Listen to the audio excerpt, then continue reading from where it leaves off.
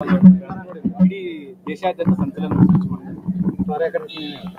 ಅದ್ರ ಬಗ್ಗೆ ಮಾತಾಡದೇ ಇರೋದು ಸೂಕ್ತ ಅನ್ನೋದು ನನ್ನ ಅಭಿಪ್ರಾಯ. ಯಾಕಂದ್ರೆ ಈಗಾಗಲೇ ವಾಕರ್ಕೆ ಬರುವಷ್ಟು ಸುದ್ದಿ ಆಗೋಗಿದೆ, ತನಿಖೆ ಆಗ್ತಿದೆ, ಅವರನ್ನ ಕರ್ಕೊಂಬರೋ ಪ್ರಯತ್ನ ಮಾಡ್ತಿದ್ದಾರೆ. ನಾವು ಮಾತಾಡದೇ ಇರೋದು ಉತ್ತಮ ಇವಾಗ. ಯಾಕೆಂದ್ರೆ ಒಳ್ಳೆ ವಿಷಯಗಳನ್ನ 10 ಸಲ ಮಾತಾಡೋಣ, ಕೆಟ್ಟ ವಿಷಯಗಳನ್ನ ಮರ್ತು ಬಿಡೋಣ. ಇವೆಲ್ಲ ರಾಜ್ಯಕ್ಕೆ ಕಳಂಕ ಬರುವಂತ ವಿಚಾರಗಳು. ಇದು ಮರುಕಳಿಸಬಾರ್ದು. ಯಾರು ಕೂಡ ಇಂಥ ಕೆಲಸಗಳನ್ನು ಮಾಡಬಾರ್ದು. ಇದು ಅನಾಗರಿಕತೆ. ಇದು ಸರ್, ಅನ್ಯಾಯ ಯಾರೇ ಆಗಲಿ ಅದು ಅನ್ಯಾಯನೇ. ಅದು ಹೆಣ್ಮಕ್ಳು ಅಂದಾಗಲೇ ಹೆಣ್ಮಕ್ಳನ್ನ ದುರ್ಬಳಕೆ ಮಾಡ್ಕೊಳ್ಳೋದು ಅಕ್ಷಮ್ಯ ಅಪರಾಧ. ಹೆಣ್ಮಕ್ಳು ಕೂಡ ಬಹಳ ಎಚ್ಚರಿಕೆಯಿಂದ ಇರಬೇಕು, ಅದು ಬಹಳ ಮುಖ್ಯ ಆಗುತ್ತೆ. ಇಂಥ ಘಟನೆಗಳು ಇಡೀ ಮಾನವ ಕುಲಕ್ಕೆ ಅಪಮಾನ. ಇದು ನಡೀಲೇಬಾರ್ದು. ಯಾಕೆಂದ್ರೆ ನಾವೆಲ್ಲ ನಾಗರಿಕ ಸಮಾಜದಲ್ಲಿದ್ದೀವಿ. ನಮಗೆ ಉಪ್ಪು ಹುಳಿ ಖಾರ ವ್ಯತ್ಯಾಸ ಗೊತ್ತಾಗುತ್ತೆ. ಉಪ್ಪು ಕಮ್ಮಿ ಆದರೆ ಜಾಸ್ತಿ ಹಾಕೋತೀವಿ, ಖಾರ ಕಮ್ಮಿ ಆದರೆ ಅದನ್ನು ಕಮ್ಮಿ ಮಾಡ್ಕೋತೀವಿ.